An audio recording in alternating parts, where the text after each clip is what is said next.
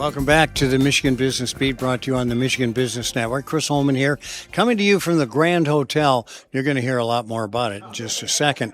And we are up here for the Detroit Regional Chamber of Commerce's annual policy conference.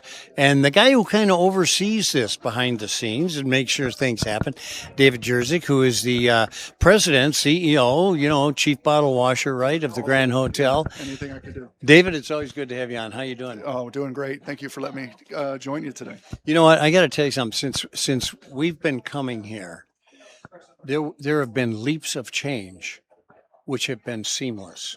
And I want to say, when you look at the pool, you guys did that when you purchased. Such an incredible facility down there. Staff is still here doing the same things, even smiling more, which I thought was impossible. But it's true. You guys have done a marvelous job. Well, thank you for noticing. I hate the word change, and I think people that we've been around for 140 seasons. So when you tell some people we're going to change, they immediately think of the worst. And I think we've done some really good things. Yeah. I think that we've early on we made a couple of mistakes. I think we've recovered from those and redecorated or made a change back. But we're not here to make change. We're here to brighten what's already there. We're there to improve on what's already there and give some people the reason to continue to come back to Grand Hotel. Well, in the hospitality industry, change is good if you can hide it. Yes, I mean, if it looks seamless to the to consumer's eyes, and we've spent $120 million already since we purchased the hotel. A lot of it you won't see, and that's the good change. That means hot water heaters, boilers, infrastructure changes that are important. Yeah. Well, thanks for not painting the place red or something. I appreciate that. Oh my goodness. Hey, so let's talk about the parent company, because this fits the mold of what they do all over. Yes, and so our owner, KSO Capital, owns hotels all over the world. They're private equity, and so private equity is always a bad thing. They're private equity as one vertical. They're only in hospitality, and they believe in long-term value. And so, when there's not a lot of private equities that go out and put $120 million into a product. Right. They believe that if they take care of the product, improve the product, you're going to continue to come back. If you let the product deteriorate, people will stop coming and find somewhere else to go. And so it is an investment in not only in our future, but in the future of families that continue to come back to me. It's interesting because I think of a book I read that left a real impression on me, and not enough people are reading it, Built to Last, by Dr. Collins. And that's just what this is. It's like you will get your return on investment, and you'll get it long into the future. So will your kids. Absolutely. And grandchildren. If you do it right. If you do it right. That kind of a thing. Okay, so from your standpoint, because you see behind the scenes, right? Tell me about talent. Are you able to get the people you need? So one of the challenges we've had really for the last 20 years, there's a program called H2B. Mm-hmm. It's a visa program. We can recruit all over the world. We have 34 different countries that we recruit from. They're only here to be here for 6 months. They can go back home, or they can go on extension. There's a lot of complications on that, but there's a limited number that we can get. And I understand the administration and their role and what they're doing, but these are incredibly vetted individuals through the Department of Homeland Security, through Department of State, and they only come for a short period of time and they go home.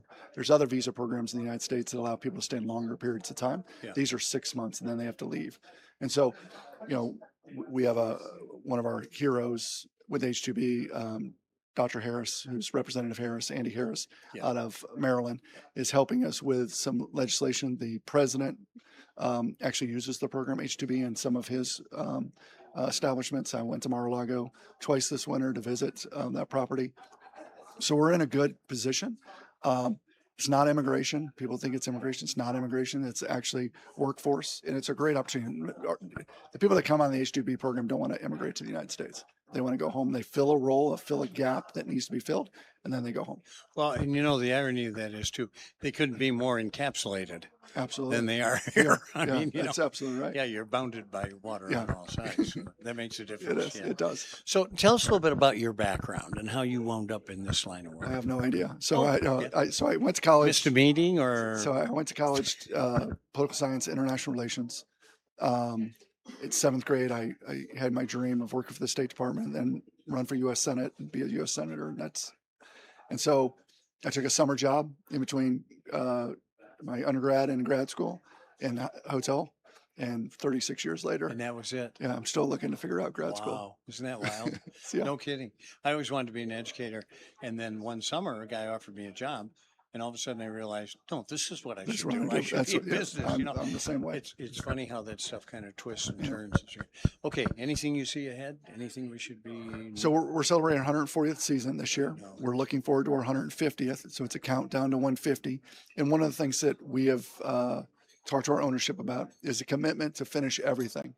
So there's a lot of projects to be done. We only get 5 months a year to do it. So people say 10 years, you got to be able to get it done 10 years. It's 50 months. Yeah. And it's start and stop 50 months. Oh, wow. And so we're going to renovate all of our guest rooms, all new air conditioning, renovate all of our buildings, make sure everything is buttoned up and perfect as it should be for our 150th. So we'll be doing a lot of work over the winters for the next 10 years, as we have been doing. But there's a commitment from our owner to do it right. Well, if you see any of my guys standing around, put a paintbrush in their hand. Absolutely. All right. Yes. David Jurcak, thanks so much. Thank It's always you. good to spend time with you. Oh, it's buddy. great. Thank you. All right. And we are coming to you from his hotel, actually, here on Mackinac Island, the Grand Hotel. We're here for the Detroit Regional Chamber of Commerce's annual policy conference. I'm Chris Holman. You're watching the Michigan Business Beat on the Michigan Business Network.